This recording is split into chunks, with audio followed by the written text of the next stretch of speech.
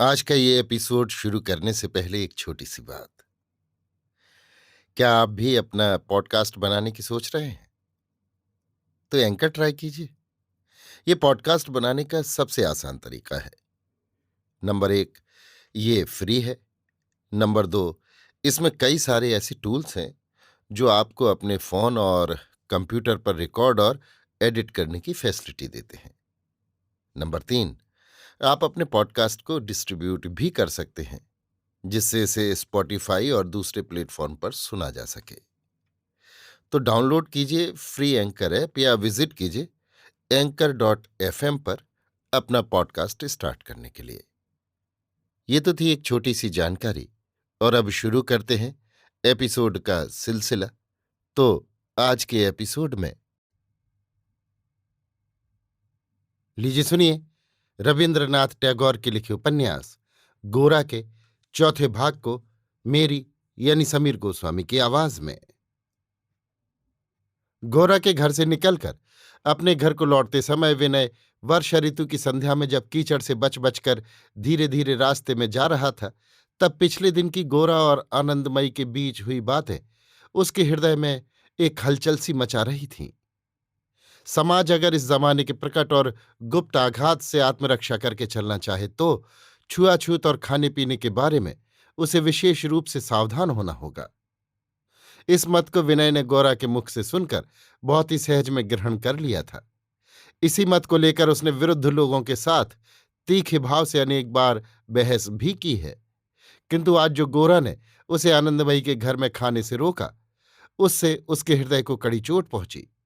वो चोट भीतर ही भीतर उसे व्यथित करने लगी। विनय के बाप नहीं थे, मां भी बचपन ही में उसे छोड़कर स्वर्ग से धार गई थी। चाचा थे, सो वो गांव में रहते थे। विनय बचपन से ही कलकत्ते में पढ़ने लिखने के लिए अकेले घर में रहा है।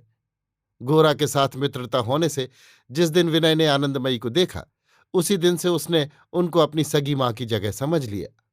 अक्सर आनंदमयी के घर जाकर छोटे बालकों की तरह ऊधम मचाया है। आनंदमयी को ये अपवाद लगाकर कि मां, तुम तो गोरा को भोजन का अधिक अंश देकर उसके प्रति पक्षपात करती हो, अनेक बार उसने बनावटी ईर्ष्या प्रकट की है।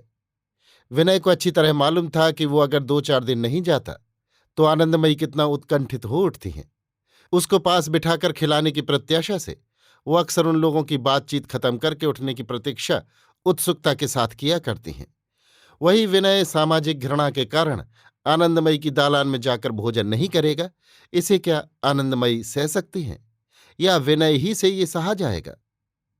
उस समय मां आनंदमयी ने हंसकर अवश्य ये कहा था कि वो अब किसी अच्छे कुलीन ब्राह्मण के हाथ से रसोई बनवाकर उसे खिलाएंगी, किंतु इससे उनके हृदय का कैसा मर्मभेदी दुख प्रकट हो रहा है। विनय अपने मन में बार बार यही सोचता हुआ अपने घर में पहुंचा। कमरे में अंधकार था। दिया सलाई खींचकर विनय ने लैंप जलाया। कमरे में पहुंचकर विनय का दम जैसे घुटने लगा। मनुष्य के संग और स्नेह के अभाव ने आज उसके हृदय को जैसे असह्य भार से पीड़ा पहुंचाना शुरू किया। देशोद्धार, समाज रक्षा आदि सब कर्तव्यों को वो किसी तरह स्पष्ट और सत्य नहीं बना सका। उसे इनकी अपेक्षा अधिक सत्य वही अचिन पाखी यानी अपरिचित चिड़िया प्रतीत होने लगी, जो एक दिन सावन के उज्ज्वल सुंदर प्रातःकाल में पिंजड़े के पास आकर फिर उस पिंजड़े के पास से उड़ गई। किंतु उस अचिन पाखी की बात को विनय किसी तरह अपने मन में न आने देगा, किसी तरह नहीं। इसी कारण मन को आश्रय देने के लिए वो आनंदमयी के उसी घर का चित्र अपने मन में अंकित करने लगा जहां से गोरा ने उसे लौटा दिया है। वो सोचने लगा, पक्का सफेद पत्थर का फर्श चमचमा रहा होगा। एक तरफ तख्त के ऊपर सफेद बगुले के पर की तरह सफेद कोमल बिछौना बिछा होगा। बिछौने के पास एक छोटे से स्टूल के ऊपर रेड़ी के तेल का दिया जल रहा होगा। मां अनेक रंग के डोरे लेकर उसी दीपक के पास झुकी हुई सुजनी के ऊपर सुई का काम बना रही होगी। लक्ष्मीनिया नीचे फर्श पर बैठी अटपट उच्चारण के साथ बंगला में लगातार तरह तरह की चर्चा कर रही होगी।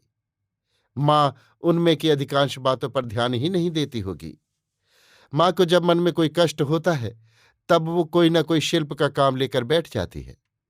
उसके उसी काम में लगे हुए चुपचाप मुख के चित्र को विनय अपने मन में देखने लगा। उसने अपने मन में कहा, इस मुख की स्नेहपूर्ण दीप्त मेरे मन के विक्षेप से मेरी रक्षा करे, मेरे मन के इस उचाट भाव को दूर करे। ये मुख ही मेरे लिए मातृभूमि की प्रतिमा हो, मुझको कर्तव्य की ओर ले जाए और कर्तव्य के पालन में दृढ़ रखे।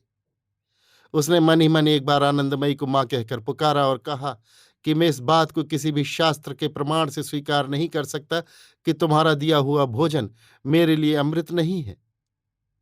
कमरे में सन्नाटा था, केवल घड़ी के चलने का खटखट शब्द हो रहा था। उस कमरे में बैठना विनय के लिए असह्य हो उठा। लैंप के पास ही दीवाल पर एक छिपकली किसी कीड़े को पकड़ने की घात में लगी हुई थी। उसकी ओर कुछ देर ताकते रहकर विनय उठ खड़ा हुआ और छाता लेकर घर से निकल पड़ा। उस समय भी विनय ये कुछ निश्चय न कर सका कि कहाँ जाएगा, क्या करेगा। जान पड़ता है आनंदमयी के पास फिर जाना ही उसके मन का अभिप्राय था, किंतु बीच ही में एक बार उसे ख्याल आ गया कि आज रविवार है, ब्रह्म समाज में बाबू केशव चंद्र सेन का व्याख्यान होगा, उसे सुनना चाहिए। इस ख्याल का आना था कि वो फौरन सब दुविधा दूर करके जोर से पैर बढ़ाता हुआ उधर ही चला। ये उसे मालूम था कि केशव बाबू का व्याख्यान अब समाप्त हो चुका होगा, क्योंकि देर अधिक हो गई थी। तो भी उसका संकल्प विचलित नहीं हुआ। व्याख्यान के स्थान पर पहुंचकर देखा, उपासक लोग उपासना इत्यादि करके मंदिर के बाहर निकल रहे हैं। वो सिर पर छाता लगाए रास्ता के किनारे एक कोने में खड़ा हो गया। उसी समय शांत प्रसन्न मुख परेश बाबू मंदिर के भीतर से निकले। उनके साथ 4-5 आदमी थे। विनय को उनमें से केवल एक आदमी का तरुण मुख रास्ते के गैस के प्रकाश में एक झलक देख पड़ा। उसके बाद गाड़ी के पहियों का शब्द हुआ और दम भर में वो दृश्य अंधकार के महासमुद्र में पानी के एक बुल्ले की तरह गायब हो गया। विनय का फिर गोरा के घर जाना नहीं हुआ। मन में अनेक बातों की उधेड़ बुन करता हुआ विनय घर को लौटा। दूसरे दिन तीसरे पहर जब वो घर से निकलकर घूमते घूमते अंत में गोरा के घर पहुंचा, तब वर्षा समाप्त हो चुकी थी और संध्या का अंधकार घना हो आया था। गोरा उसी समय रोशनी जलाकर लिखने बैठा था। गोरा ने विनय की ओर बिना देखे ही कागज पर से दृष्टि बिना हटाए ही कहा, क्यों जी विनय, हवा किस रुख की है? विनय ने उस बात को जैसे सुना ही नहीं। इस तरह कहा, गोरा मैं तुमसे एक बात पूछता हूं, भारतवर्ष क्या तुम्हारे नजदीक खूब सत्य है, खूब स्पष्ट है? तुम तो दिन रात उसे अपने मन में रखते हो, किंतु मैं पूछता हूं कि किस तरह मन में रखते हो? गोरा ने लिखना छोड़कर अपनी तीक्ष्ण दृष्टि डालकर विनय के मुख की ओर ताका। उसके बाद कलम को रखकर कुर्सी के पीठ के सहारे सीधे होकर उसने कहा, जहाज का कप्तान जब यात्रा करता है तब जैसे खाते पीते काम के समय और विश्राम के समय समुद्र पार के बंदरगाह को अपने मन में रखता है, वैसे ही मैंने भी अपने भारत को मन में रखा है। विनय ने पूछा, तुम्हारा वो भारत कहाँ है? गोरा ने छाती पर हाथ रखकर कहा, मेरे यहां के कंपास का कांटा दिन रात जिधर फिरा रहता है वहां है। तुम्हारे मार्सडन साहब की हिस्ट्री ऑफ इंडिया में नहीं है। विनय ने कहा, तुम्हारे कंपास का कांटा जिधर है उधर क्या कुछ है भी? गोरा ने उत्तेजित होकर कहा, है नहीं तो क्या, मैं राह भूल सकता हूं, डूब कर मर सकता हूं, किंतु मेरा वो लक्ष्मी का बंदरगाह मौजूद है। वही मेरा पूर्ण स्वरूप भारतवर्ष है। वो भारतवर्ष जो धन से भरा, ज्ञान से संपन्न और धर्मों से परिपूर्ण है, कहीं भी नहीं है केवल चारों ओर का ये मिथ्या। यही तुम्हारा कलकत्ता शहर, यही ऑफिस, यही अदालतें, यही कुछ ईंट काठ के बने बुदबुद। यों कहकर गौरा कुछ देर तक एकटक विनय के मुंह की ओर ताकता रहा। विनय कुछ उत्तर न देकर सोचने लगा। गोरा ने कहा, यही जहां हम पढ़ते लिखते हैं, नौकरी की उम्मीदवारी में घूमते फिरते हैं, 10 से 5 बजे तक भूत की तरह जुटकर मेहनत करते हुए क्या करते हैं उसका कुछ ठिकाना नहीं। इस जादूगर के मिथ्या भारतवर्ष को हमने सत्य समझ लिया है। इसी से हम 31 करोड़ मनुष्य मिथ्या मान को मान मानकर, मिथ्या कर्म को कर्म मानकर दिन रात विभ्रांत हुए फिरते हैं। इसी महामरीचिका के भीतर से क्या हम किसी तरह की चेष्टा से प्राण बचा सकेंगे? इसी से तो हम प्रतिदिन भूखे मरते हैं। भैया, एक सत्य का भारतवर्ष परिपूर्ण भारतवर्ष है। उस जगह की स्थिति हुए बिना हम लोग क्या बुद्धि में और क्या हृदय में यथार्थ प्राण रस को खींच नहीं ले सकते। इसी से कहता हूं, और सब भूलकर किताबी विद्या, खिताब का मोह, उच्च वृत्ति का प्रलोभन, ये सब झटके से तोड़कर फेंक देना होगा और अपने जहाज को उसी बंदरगाह की तरफ ले जाना होगा। उसमें डूबना होगा तो डूब जाएंगे, मरना होगा तो मर भी जाएंगे। क्या मैं यों ही भारतवर्ष की सत्य मूर्ति को, पूर्ण मूर्ति को किसी दिन भूल नहीं सकता? विनय, क्या ये सब केवल उत्तेजना की बातें नहीं है? क्या तुम ये सब सत्य कह रहे हो? गोरा ने बादल की तरह गरज कर कहा, मैं सत्य ही कहता हूं।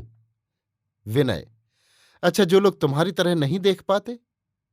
गोरा ने मुट्ठी बांध कर कहा, उन्हें दिखा देना होगा, यही तो हमारा काम है। सत्य की स्पष्ट मूर्ति देखे बिना लोग किस उपछाया के आगे आत्मसमर्पण करेंगे? भारत की सर्वांगीण पूर्ण मूर्ति सबके आगे खड़ी कर दो तो लोग उसके लिए पागल हो उठेंगे। तब क्या दरवाजे दरवाजे देशोद्धार के लिए चंदा उगाहते फिरना पड़ेगा? तब देश के लिए प्राण देने को लोगों में रेल पेल मच जाएगी। विनय, या तो मुझे संसार के और 10 आदमियों की तरह बहते हुए चले जाने दो, और या मुझे भारत की वो मूर्ति दिखाओ। गोरा, उसके लिए पहले साधना करो। अगर मन में विश्वास है तो तुम उस कठोर साधना में ही सुख पाओगे। हमारे जो शौकीन देशभक्त हैं उनमें सच्चा विश्वास बिल्कुल नहीं है। इसी से वे अपने और पराये के निकट जोर के साथ कुछ भी दावा नहीं कर सकते। स्वयं कुबेर अगर उन्हें खुश करने या वरदान देने आवें तो जान पड़ता है शायद वे लाट साहब की चपरासी के गिलट की चमचमाती हुई चपरास से अधिक कुछ मांगने का साहस ही नहीं कर सकेंगे। उनमें आत्मविश्वास नहीं है, इसी से भरोसा भी नहीं है। विनय, देखो गोरा, सबकी प्रकृति एक सी नहीं है। तुमने अपना विश्वास अपने हृदय के भीतर ही पाया है और तुम अपने आश्रय को अपने ही जोर से खड़ा कर रख सकते हो। इसी से दूसरे की हालत को ठीक समझ नहीं सकते। मैं कहता हूं, तुम मुझे चाहे जिस एक काम में लगा दो, दिन रात मुझसे कसकर काम लो, नहीं तो जितनी देर में तुम्हारे पास रहता हूं उतने देर तो जान पड़ता है कि मैंने कुछ पाया, पर दूर हटते ही ऐसा कुछ नहीं पाता जिसे मुट्ठी की पकड़ में रख सकूं। गोरा, काम की बात कहते हो? इस समय हम लोगों का एकमात्र कार्य यही है कि जो कुछ स्वदेश का है उसी के प्रति संकोच और संशय से रहित पूर्ण श्रद्धा प्रकट करके देश के अविश्वासी लोगों के मन में हम उसी श्रद्धा का संचार कर दें। देश के संबंध में लज्जा करके हमने अपने मन को दासता के विष से दुर्बल कर डाला है। हम में से हर एक जब अपने दृष्टांत से उसका प्रतिकार करेगा तब उसके उपरांत हम काम करने के ठीक मैदान को पावेंगे। इस समय हम जो कोई काम करना चाहते हैं वो केवल इतिहास की स्कूल की किताब पकड़कर पराये काम की नकल हो उठता है। उस झूठे काम में क्या कभी हम सत्य भाव से अपने संपूर्ण हृदय और मन को लगा सकेंगे? उससे तो अपने को केवल हीन बना देंगे।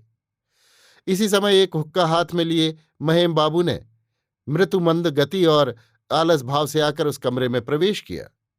नित्य ऑफिस से लौटकर जलपान का आवश्यक काम समाप्त करके एक पान मुंह में दबाकर 5-6 पान बिलहरे में रखकर सड़क के किनारे बैठकर तमाकू पीना ही महीम का इस समय काम है। और कुछ देर बाद ही एक एक करके मोहल्ले के इष्ट मित्र महीम के पास आकर जुट जाएंगे। तब सदर के फाटक के पास ही बैठक में एक महफिल सी लग जाएगी। महीम के कमरे में दाखिल होते ही गोरा कुर्सी छोड़कर उठ खड़ा हुआ। महीम तमाकू का धुआं खींचते खींचते बोला, भारत का उद्धार करने में लगे हो, मगर फिलहाल पहले भाई का तो उद्धार करो। गोरा महीम के मुंह की ओर ताकने लगा। महीम ने कहा, हमारे ऑफिस में जो नया मैनेजर आया है उसका चेहरा बिल्कुल शिकारी कुत्ते के ऐसा है। वो बड़ा पाजी है, बाबुओं को एक प्रकार का बंदर कहता है। किसी के माँ बाप भी मर जाएं तो भी वो छुट्टी नहीं देता, कहता है सब झूठ है। किसी महीने की पूरी तनख्वाह किसी हिंदुस्तानी बाबू को नसीब नहीं होती। जरा जरा सी बात के लिए जुर्माना करके लगभग आधी तनख्वाह काट लेता है। अखबार में उसकी शिकायत की एक चिट्ठी छपी थी। चिट्ठी में लेखक का नाम बनावटी था। उस साले को विश्वास है कि वो मेरा ही काम है। उसका ये ख्याल एकदम गलत भी नहीं है। सो अब मैं जो अपने नाम से उसका एक कड़ा प्रतिवाद लिखकर नहीं छपवाऊंगा तो वो मुझे वहां टिकने न देगा। तुम दोनों मित्र तो रत्न हो जो यूनिवर्सिटी सागर को मथ कर निकले हो। एक चिट्ठी तुम्हें जरा मन लगाकर अच्छी तरह लिख देनी होगी। उसमें even handed justice never failing generously king courteousness इत्यादि इत्यादि खूब भरमार कर देनी होगी। गोरा चुप बैठा रहा। विनय ने हंसकर कहा, दादा, इतनी झूठी बातें एक सांस में चला दोगे? महिम ने कहा, सुना नहीं, सठे शाठ्यम समाचरेत। बहुत दिन उन लोगों की संगति में रहा हूं, कुछ मुझसे छिपा नहीं है। वे लोग झूठ का रंग ऐसा जमा सकते हैं कि उसके लिए उनकी तारीफ करनी पड़ती है। दरकार होने पर वे झूठ बोलने में नहीं हिचकते। अगर एक झूठ बोले तो सभी गोरे सियारों की तरह उसी सुर में हुआ हुआ कर उठते हैं। हम लोगों की तरह एक आदमी दूसरे को झूठा साबित करके वाहवाही लूटना नहीं चाहता। ये निश्चय जानो कि अगर पकड़े न जाएं तो लोगों को प्रताड़ित करने में कुछ पाप नहीं है। इतना कहकर महिम हंसने लगा। विनय से हंसे बिना नहीं रहा गया। महिम ने कहा, तुम लोग उन लोगों के मुंह पर सच्ची बात कहकर उन्हें अप्रतिम करना चाहते हो। भगवान अगर तुम्हें ऐसी बुद्धि न देंगे तो फिर देश की ऐसी दुर्दशा कैसे होगी? तुम लोगों को ये तो समझना चाहिए कि जिसके शरीर का जोर है उसकी चोरी को बहादुरी करके दिखाने की चेष्टा करो तो वो लज्जा से सिर नहीं झुका लेता। वो उल्टे अपने सेंध लगाने के औजार को उठाकर बड़े भारी साधु ही की तरह हुमक कर मारने दौड़ता है। बोलो, सच है कि नहीं? विनय, सच तो है ही। महिम, उसकी अपेक्षा झूठी बातों की घानी से मुफ्त का जो तेल निकलता है वही एक आध छटाक लेकर उसके पैरों में मालिश करके अगर कहें कि साधु जी परमहंस बाबा दया करके जरा अपनी झोली झाड़ दो, उसकी धूल पाकर भी मैं कृतार्थ हो जाऊंगा, तो शायद तुम्हारे घर के माल का कम से कम कुछ हिस्सा मुमकिन है कि तुम्हारे घर में लौट आवे। उधर ऐसा करने से शांति भंग का भी खटका नहीं रहता। अगर विचार कर देखो तो इसी को असल देशभक्ति कहते हैं। किंतु मेरे भैया साहब चिढ़ते हैं। ये जब से सनातन हिंदू धर्म को मानने लगे हैं तब से मुझे दादा कहकर बहुत मानते हैं। इनके सामने आज मैंने जो कुछ कहा है वो ठीक बड़े भाई की सी बात नहीं हुई, लेकिन करूं क्या? भैया, झूठ बात के संबंध में भी तो सत्य ही बोलना होगा। विनय, तो फिर वो लेख मुझे चाहिए। अच्छा ठहरो, मेरे पास उसके नोट लिखे हुए हैं, उन्हें ले आऊं? ये कहकर तमाकू पीते पीते महिम वहां से चले गए। गोरा ने विनय से कहा, विनय, तुम दादा के कमरे में जाकर वहां उन्हें थोड़ा रोक रखो, मैं तब तक लिख डालूं। अभी आप सुन रहे थे रविन्द्रनाथ टैगोर के लिखे उपन्यास गोरा के चौथे भाग को मेरी यानी समीर गोस्वामी की आवाज में।